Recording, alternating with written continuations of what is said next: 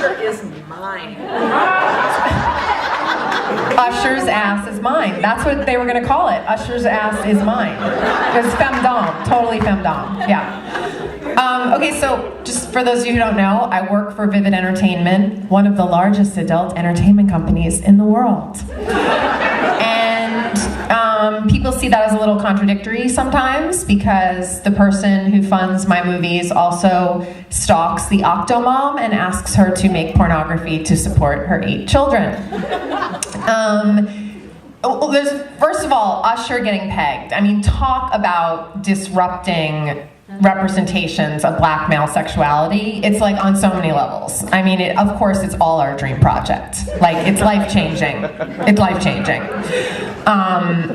What I will tell you about the celebrity sex tapes is no one has found celebrity sex tapes accidentally.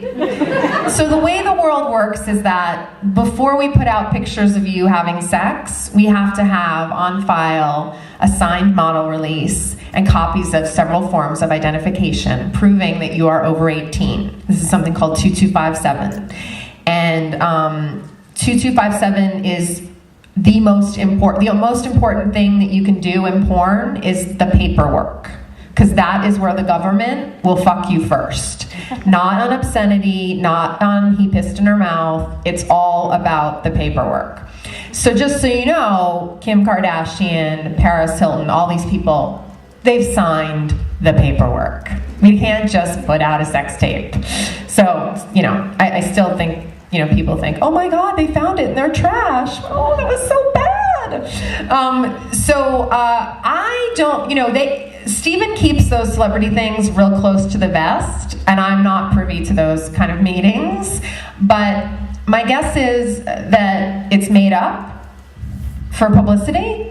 I don't know, like, I don't know through my own channels that actually exists. What I'm interested about the story is its connection to things that are also in the news.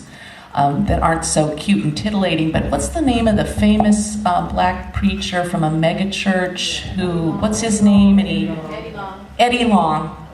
Eddie Long, I mean, this has nothing to do with him having fun in a porn tape. He's a really charismatic preacher at a mega church, and it turns out he has special disciples that, you know, he told them he loved them, blah, blah, blah. Anyway, the thing, what I'm trying to get to is that bisexuality and gay relationships in the entertainment business, including and especially in this case R&B and the gospel world, is so closeted and so like just like it will not be said, you know, just like there's just so much tension around it. The fact that there's even a salacious rumor is like wonderful, just wonderful, because like, okay, picture that, you know. Picture that maybe these people aren't these dorky harlequin romance figurines that they're made out to be.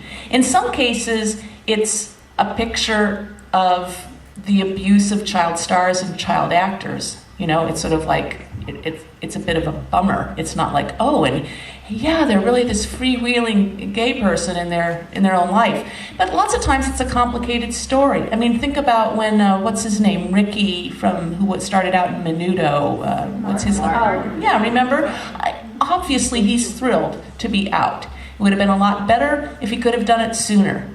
Was his being ushered into sexuality part of being abused as a kid in the entertainment business? Wouldn't surprise me if it was, but nevertheless, he's at a place where he can be his own person, his own out queer person. And, you know, if he would just make an erotic video, the beautiful story could be complete. something on his own terms.